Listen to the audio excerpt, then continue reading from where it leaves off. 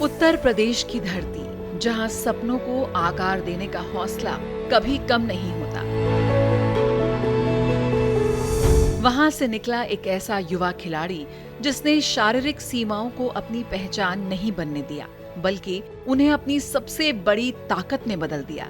ये कहानी है प्रवीण कुमार की, जो आज भारत के प्रमुख पैरा एथलीट्स में शामिल हैं।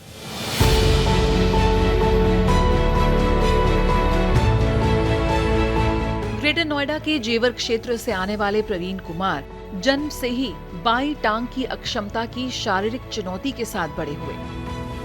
बचपन में हीन भावना व असुरक्षा का सामना भी करना पड़ा, लेकिन उन्होंने हार मानने की बजाय खेल के मैदान को अपनी नई पहचान बनाया।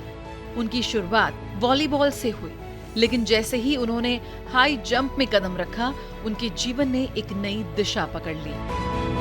हमने इतना लंबा सोचा नहीं था कि हम यहाँ तक पहुँच पाएंगे। बस इतना था कि हमें अपने इंडिया के लिए मेडल लेके आना है।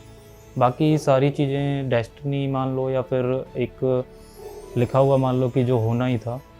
और बीच में स्ट्रगल्स आए, कोविड हुआ, कई बार इंजरीज हुई, मांस फटा, बहुत सारी चीज़ें हुई, बट हमने छोड़ा नहीं। एक चीज़ के पीछे रहे कि हमें अपने इंडिया के लिए मेडल लेके आना है। प्रॉब्लम्स आती रहेंगी, प्रॉब्लम्स को सॉल्व करते गए और धीरे धीरे यहाँ तक पहुँच गए। प्रवीण कुमार के सफर में मुश्किलें कम नहीं थी। जूनियर वर्ल्ड पैरा चैंपियनशिप के बाद उनकी प्रतियोगिता श्रेणी में हुए बड़े बदलाव ने उन्हें मानसिक रूप से झकझोर दिया और कई बार ऐसा भी लगा कि अब खेल छोड़ देना ही बेहतर होगा। लेकिन परिवार और कोच के अटूट समर्थन ने उनका हौसला टूटने नहीं दिया। उन्होंने खुद को संभाला, दोबारा पूरी मेहनत और समर्पण के साथ अभ्यास में जुट गए और आखिरकार 2020 में पैरालंपिक के लिए क्वालिफाई किया।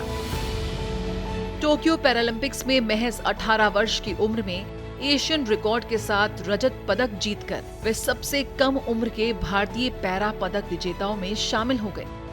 इसके बाद उन्होंने 2022 विश्व पैरा चैंपियनशिप में कांस्य, एशियन पैरा गेम्स में स्वर्ण और 2024 पेरिस पैरालंपिक्स में ऊंची कूद में स्वर्ण पदक जीतकर देश का नाम गर्व से ऊंचा कर दिया।